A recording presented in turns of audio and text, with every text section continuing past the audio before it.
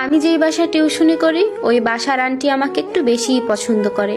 এই পছন্দের ফলস্বরূপ উনি আজকে একটা বিরাট সম্বন্ধ নিয়ে আমার বাড়িতে আসবেন। ওনার সাথে ওনার বোন এবং বোনের ছেলে স্বয়ং উপস্থিত থাকবে। ওনার বোনের ছেলের জন্য যোগ্য পাত্রী হিসেবে উনি আমাকে মনে মনে যে এত পছন্দ করে রেখেছেন সেটা আমি জানতাম না। কিন্তু এখন পরিস্থিতি আমার হাতের বাইরে চলে গেছে, কারণ ওনার সিদ্ধান্তের সাথে আমার পরিবার জড়িয়ে গেছে।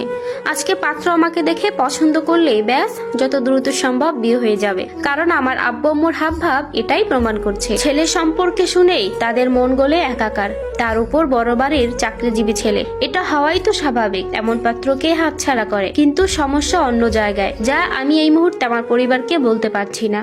অন্য সময় হলে হয়তো পারতাম, কিন্তু এখন এমন পরিস্থিতিতে আমার মুখ খোলা খুনের অপরাধের চেয়েও বিরাট কিছু হতে পারে। এদিকে আমার আম্মু সকাল থেকে তাদেরকে যথাযথ আপ্যায়ন করার জন্য যাবতীয় কাজ দৌড়ের উপর করে যাচ্ছে, আর আমিও জীবনে এতটা বিব্রতকর অবস্থায় পড়ব কখনো কল্পনাও করিনি। টিউশনে গেলে ওই আন্টির সাথে ভালো আচরণ, অতি সম্মান দেখানোর কারণ যে আমার জন্য কাল হয়ে দাঁড়াবে কে জানতো।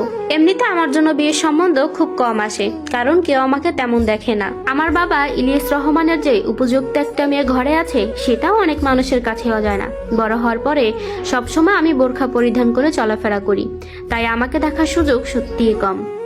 আর আমার পরিবার থেকে অতি দ্রুত বিয়ে দিয়ে দেওয়ার সম্ভাবনাও আজকের আগে কমই ছিল, কিন্তু জানি না ভালো সম্বন্ধ পেলে মেয়ের মা বাবাদের মাথা এমন এলোমেলো হয়ে যায় কেন।